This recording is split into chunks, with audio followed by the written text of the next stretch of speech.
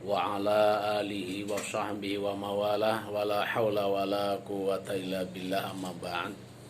Sahabat Yes di mana saja berada yang berbahagia. Pertama, mari kita bersyukur pada Allah Subhanahu wa taala. Alhamdulillah, sore hari ini kita masih dalam keadaan sehat walafiat. Bisa berjumpa lewat udara dalam keadaan sehat walafiat. Sholawat dan salam semoga terlimpah pada junjungan kita Nabi Agung Muhammad Sallallahu Alaihi Wasallam, melimpah kepada keluarganya, sahabatnya, dan segenap pengikutnya. Baiklah, sore hari ini kita membahas masalah menyambut tahun baru. Ya, karena bulan ini adalah bulan Dzulhijjah, sudah di akhir. Kurang lebih tanggal 25 bulan Dzulhijjah, tinggal beberapa hari lagi kita masuk pada bulan Muharram. Tepatnya insya Allah bersamaan dengan tanggal 10 bulan Agustus, itu tepat tanggal 1 bulan Muharram. Jadi tinggal menghitung beberapa hari lagi. Kita akan meninggalkan tahun 1442 Hijriah, masuk tahun 1443 Hijriah. Dan semoga kita semua diberi umur panjang, kesehatan, sehingga bisa berjumpa lagi dengan tahun baru Hijriah 1443. Allahumma amin. Hitungan bulan dalam kalender Hijriah itu sudah ditentukan oleh Allah Subhanahu wa taala. Dalam Al-Qur'an surat At-Taubah di sana disebutkan Bismillahirrahmanirrahim. Inna iddatasy syuhuri 'indallahi 12 syahran fi kitabillah yauma khalaqas samawati wal ard wa minha arba'atun hurum. Sesungguhnya hitungan bulan di sisi Allah, menurut Allah, itu ada 12 bulan. Jadi hitungan bulan dalam satu tahun jumlahnya itu ada 12 bulan. Ini ketetapan, ketentuan dari Allah Subhanahu wa ta'ala.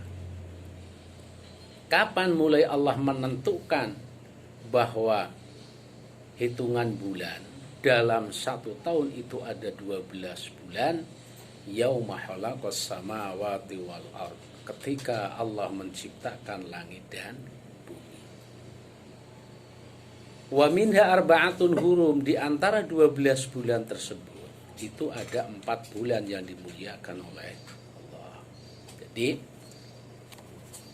ayat tersebut itu dalam kitab Tafsir Ibnu Katsir karangan Imam Ibnu Katsir menegaskan bahwa hitungan bulan dalam satu tahun menurut Allah itu ada 12 bulan, dimulai dari Allah menciptakan langit dan bumi.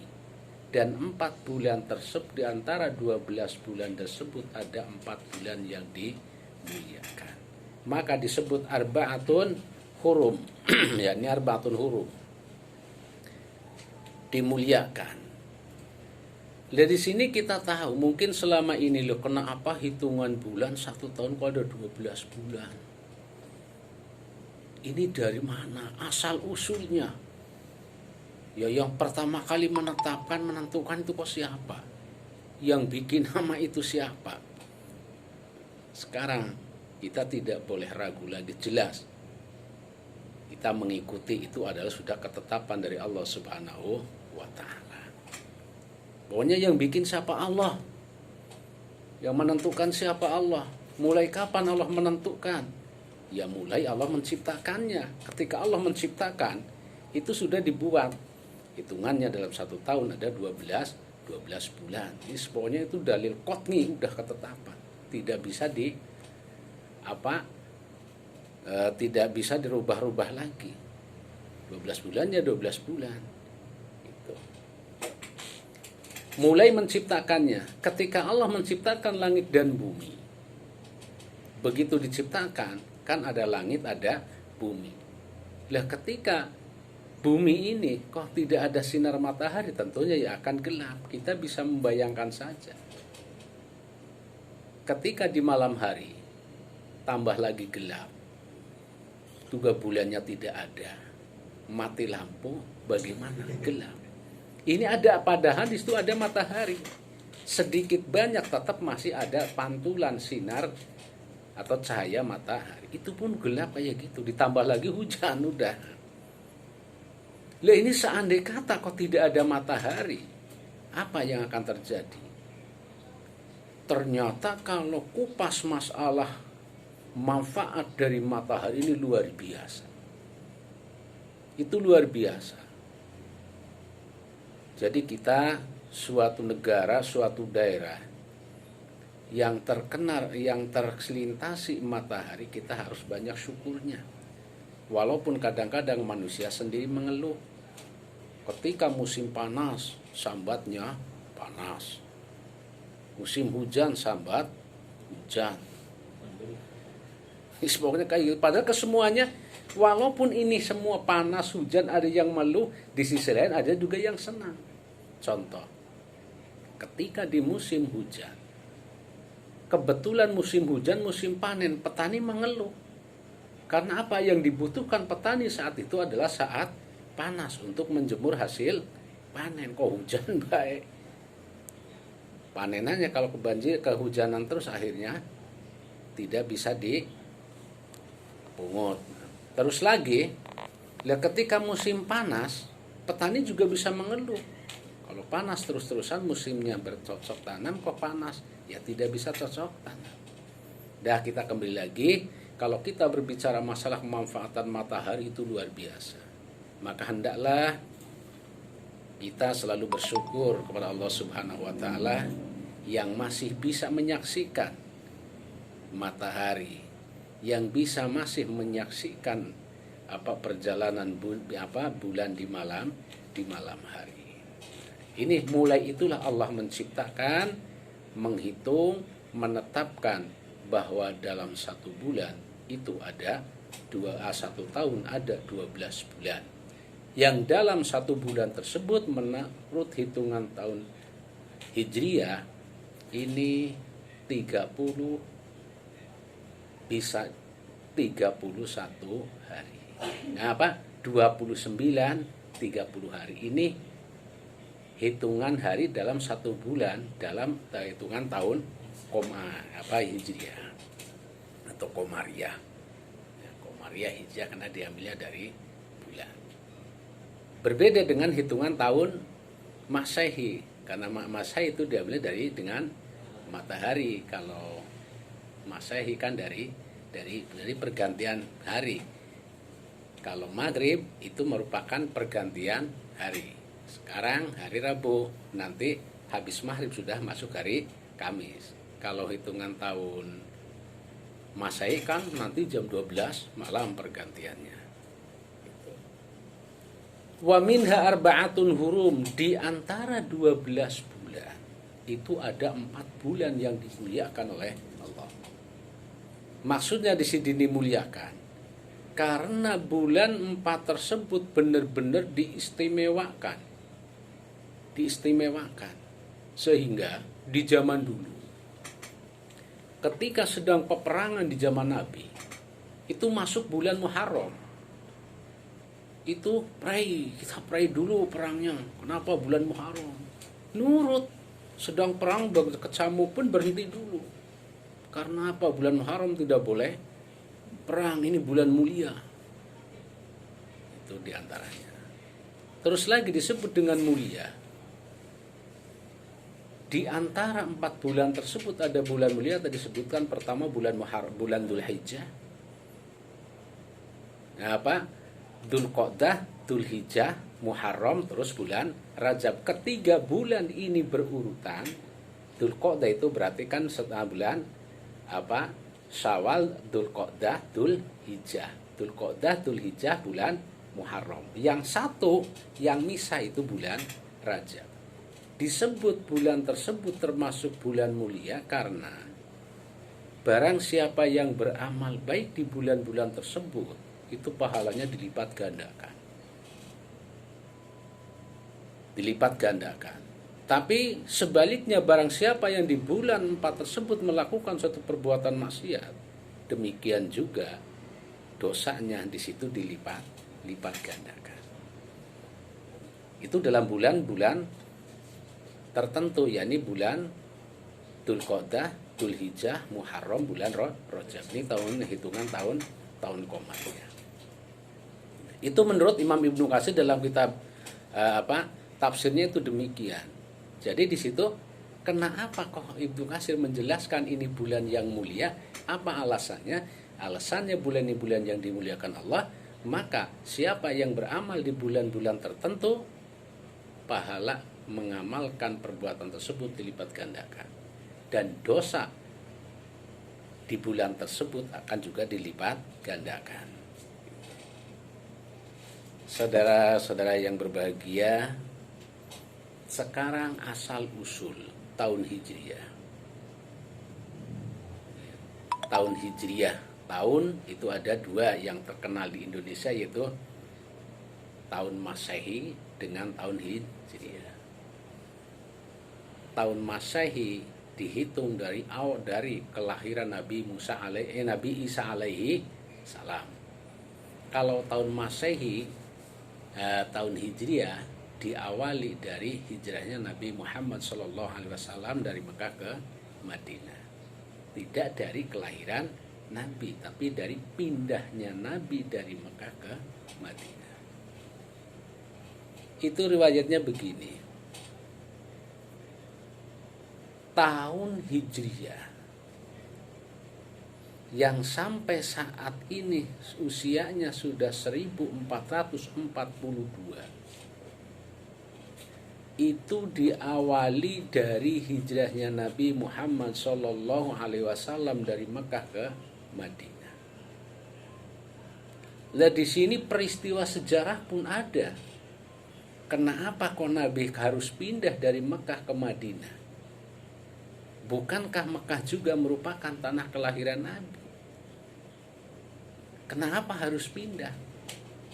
Ya, karena pindahnya Nabi ke sana bukan semata-mata pindah untuk menyelamatkan diri dan sebagainya, tapi pindah Nabi ke Madinah itu untuk menyelamatkan Islam.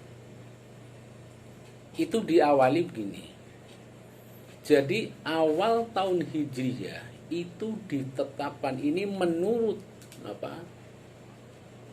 kebanyakan ulama, pakar tarikh, pakar sejarah, itu diawali dari Khalifah Umar, yaitu setelah 17 tahun pindahnya Nabi ke Madinah. Jadi di zaman Nabi di Madinah, di zaman Abu Bakar itu belum dihitung. Cuma hanya dihitung, sudah di Madinah kesekian tahun, di Madinah sudah kesekian tahun dari pindahnya Nabi. Setelah 17 tahun di masa Khalifah Umar bin Khattab, Umar bin Khattab itu mendapat surat dari sahabatnya yang bernama Abu Musa al-Asy'ari. Mendapat surat karena Khalifah Umar bin Khattab saat itu sedang menjadi khalifah, menjadi presiden, menjadi pimpinan. Lalu setelah sahabat Umar membuka surat-surat tersebut, bingung. Ini banyak surat, tapi dalam surat tersebut tidak ada tanggal, tidak ada hari, tidak ada tahun. Padahal semua ini membutuhkan bantuan di situ bantuan dari seorang pimpinan, dan bagaimana? Akhirnya mengundang tokoh-tokoh agama, para ulama, para pakar fikih, para sejarah diundang untuk memudahkan urusan. Ini seharusnya ya ada ketentuan, ketetapan tanggal apa, bulan apa, hari apa, itu harus ada. Ini kok nggak ada, dia bingung. Lainnya mengundang tokoh-tokoh, menawarkan untuk menetapkan hitungan tahun. Itu bagaimana? Ditawarkan, lalu dirumuskan, lalu menyetujui 4. Pertama, menetapkan awal tahun Hijriyah dari lahir Nabi Muhammad SAW. Yang kedua, menetapkan awal tahun Hijriah ditetapkan dari diangkatnya menjadi Rasulnya Nabi Muhammad SAW. Yang ketiga, diambil dari kematian Rasulullah SAW. Yang keempat dari hijrahnya. Ini dirumuskan, disepakati. Mana yang disepakati? Akhirnya ulama ahli tarikh itu menyepakati hitungan awal tahun Hijriah diambil dari pindahnya Nabi dari Mekah ke Madinah. Itu yang ditetapkan sampai sekarang, yang diawali dari bulan Muharram, atau orang Jawa bilang bulan Surah. Orang itu bilang bulan Surah. Ini ditetapkan. Jadi awal hitungan tahun Hijriah diawali dari pindahnya Nabi Muhammad SAW dari Mekah ke Madinah, yang diawali dari bulan Muharram. Yang sampai saat ini pindah Nabi dari Mekah ke Madinah usianya sudah 1442 tahun yang lalu. Demikian, saya kembalikan dulu. Terima kasih Pak Ustaz Mukhtarudin. Kita akan lanjutkan di sesi kedua sahabat hadis. Jadi jangan kemana-mana. Insya Allah yang sudah bertanya juga nanti akan dijawab setelah jeda pariwara berikut. Tetaplah di kajian Islam Yes Radio.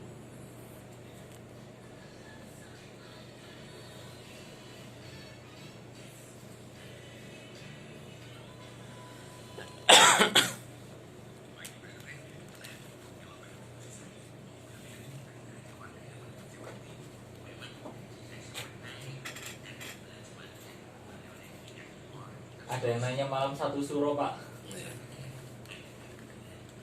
Kenapa banyak orang Jawa yang menganggap malam satu suro sebagai malam yang mistis, sampai banyak yang menganggap tidak boleh menyelenggarakan hajat di malam tertentu. Bagaimana pandangan Islam tentang ini?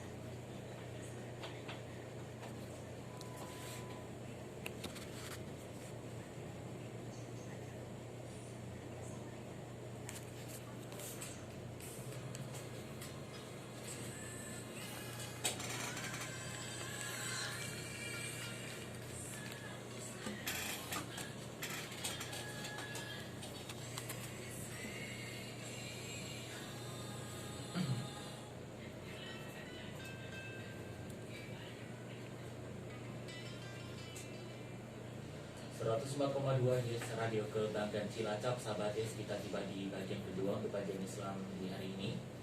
Sebelum kita lanjutkan Pak Ustadz, sudah ada sahabat Yes yang bergabung guna mengajukan pertanyaan. Dari Ngabalo saja di Cilacap. Assalamualaikum Pak Ustadz. Waalaikumsalam. Kenapa banyak orang Jawa yang menganggap malam satu suro sebagai malam yang mistis, sampai-sampai banyak yang menganggap dilarang untuk menyelenggarakan hajat pada malam tersebut? Bagaimana pandangan Islam tentang itu, Pak? Terima kasih. mengenai bulan Asyura, kan di situ tadi tanyakan satu suro, malam satu suro.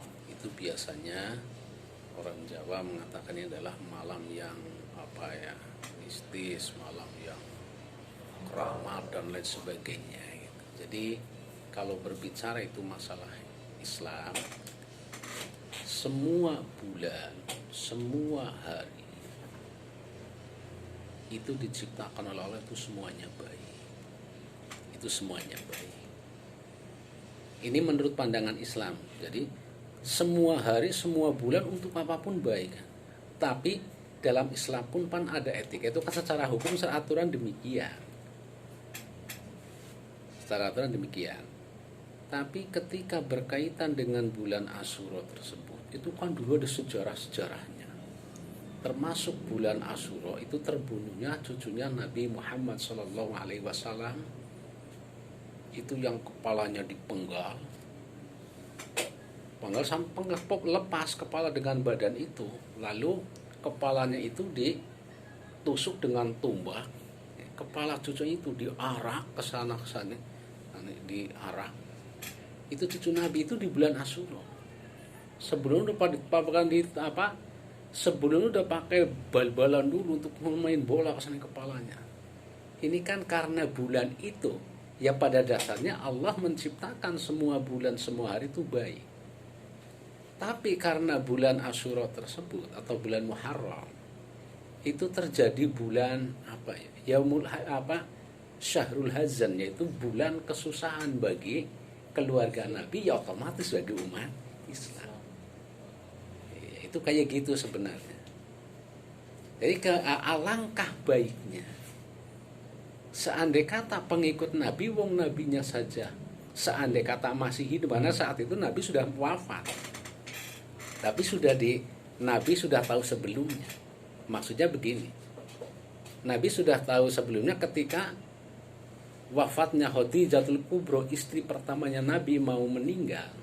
Ini Nabi sudah tahu bahwa salah satu cucunya besok akan mati tidak dikafani. Karena saat mau meninggalnya Khadijah itu minta pada Fatimah, putra Rasul, wahai Fatimah, tolong mintakan serban bapakmu untuk kafani aku. Kan pada Nabi minta. Lalu datanglah malaikat membawa 5 kafan, yaitu untuk Nabi, untuk Khadijah, untuk Fatimah, untuk Ali, untuk Hasan. Jadi Husain tidak, yang satu tidak. Lihat kenapa tidak? Karena cucumu yang satu ini besok tidak akan dikafani. Itu kan jauh sebelumnya Nabi masih hidup. Jadi singkatnya begitu. Jadi bulan Muharram yaitu bulan kesusahan bagi umat Islam. Bulan Islam. Maka di sini alangkah baiknya. Tapi bukan tidak boleh loh. Itu ya boleh-boleh saja. Seandainya kata di situ orang Islam ketika bulan tersebut tidak melakukan suatu acara-acara yang sifatnya perayaan seneng-seneng, itu dalam arti situ menghormati karena bulan tersebut adalah bulan kesusahan bagi keluarga Nabi, lah kita sebagai umatnya gitu. Jadi hanya sebatas itu. Adapun yang lain-lain saya kurang paham gitu. Jadi ini menurut saya kayak gitu. Seandainya kata melaksanakan ya tidak menjadi masalah, maksudnya hanya sebatas ya ketone kurang pas lah ya. Ya saksi ya sah saja, dan andai kata itu menimbulkan malapetaka kena kualat, itu walau alam itu tidak. Itu menurut pandangan Islam. Karena apa? Terbukti. Ketika saya mesantren di Banyuwangi, itu termasuk supirnya Mbah Yai saya itu supirnya, bukan pesantren besar ribuan itu ketika mau hajatan oleh Yai saya itu suruh bulan surah secara akal, sepitan apa ceritanya itu. Kalau bulan surah itu kan nggak punya supirnya itu, kan namanya Haji Thohir. Saya pun ya masih waktu di sana menjumpai yang namanya Haji Thohir itu sampai insya Allah berkah itu temenan. kita itu hajatan secara akal yang ke bulan Syura kan orang nabati deh. Mungkin si kondangan pada waktu itu mungkin mau 50.000 ya mungkin bisa jadi kan orang yang lebih banyak. Ya, mungkin yang hadir biasanya mungkin 200 mungkin bisa 250. Ini secara akal saja guyonan itu. Tapi insya Allah berkah nggak apa-apa. Temenan. Habis itu dilalahnya yang selamat lah nggak ada apa-apa. Padahal kan daerah Banyuwangi sana yang saya tempat itu Banyuwangi sana dekat ke Bali. Itu kan banyak Hindu. Itu masih kan keyakinan kayak gitu masih kuat. Tapi ini mungkin dia kurang tahu apakah untuk meyakinkan bahwa Islam tidak memperbenar dalam arti supaya tidak orang tersebut tidak was-was karena kalau mengadakan suatu acara di bulan-bulan ini mendapatkan kualat dan sebagainya. Itu mungkin untuk meyakinkan biar tidak yakin seperti itu atau bagaimana ya kurang tahu. Tapi yang jelas kalau melaksanakan ya dalam hukum Islam tidak ada pantangan dan hanya saja ya sebaiknya yang lagi bulan katanya bulan kesusahan ya ikut berbelang kawat atau bagaimana. Itu yang saya tahu, lainnya kurang paham. Jadi, ya terima kasih untuk selanjutnya. Di akhir tahun itu dianjurkan untuk sunat berdoa. Doa akhir tahun. Jadi kalau akhir tahun seumurnya hari ini hari terakhir, nanti kan sudah ganti hari, jadi ini doa akhir tahun itu dianjurkan sebelum maghrib. Boleh habis asar boleh, pokoknya sebelum maghrib itu doa akhir. Nah doa setelah maghrib yaitu doa awal, mungkin doa-doanya di buku-buku juga banyak. Seperti di sini doa akhir tahun dibacakan sebelum maghribnya. Wassallallahu ala sayyidina wa maulana Muhammadin wa ala alihi wa sahbihi wa sallim. Allahumma amiltu fi hadhihi sanah mimma nahaitani anhu falan aktub minhu wa lam tarda wa lam tansahu fahamilta alayya ba'da qudratika ala uqubatik wa da'wati ila taubatika minhu ba'da huzaini ala maksiatika fa inni astaghfiruka faghfirli wa ma'allimtu fiha mimma tarda wa wa'antani alaihi thawabu fa as'aluka lahumma ya karim ya dzal jalali wal ikram an tataqabbalahu minni wala taqtarjai minka ya karim sallallahu ala Muhammadin wa maulana Muhammadin wa ala alihi wa sahbihi wasallim.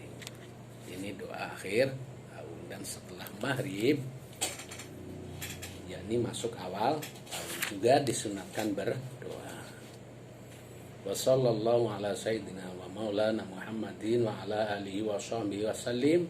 Allahumma antal abadil qadimul awwal wa ala fadlikal azim wa judikal muawwal wa hadha amun jadidun qad aqbala nas'aluka al-asmata fihi minasyaitan wa awliyai wa junudih wal auna ala hadi nafsil amarati bisu wal istighala bima yuqarribuni ilaika zulfa ya dzal jalali wal ikram ya arhamar rahimin wa sallallahu ala sayyidina wa maulana Muhammadin wa ala alihi wa sahbihi wasallim.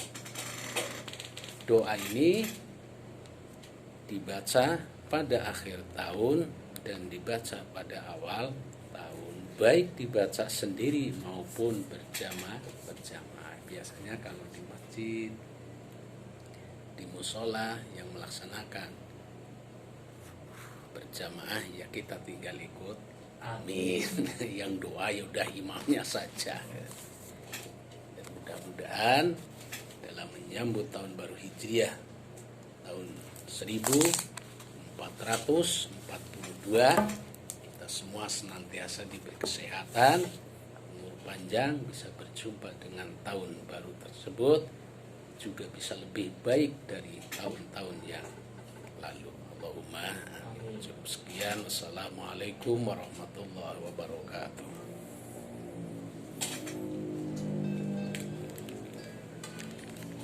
Waalaikumsalam warahmatullahi wabarakatuh.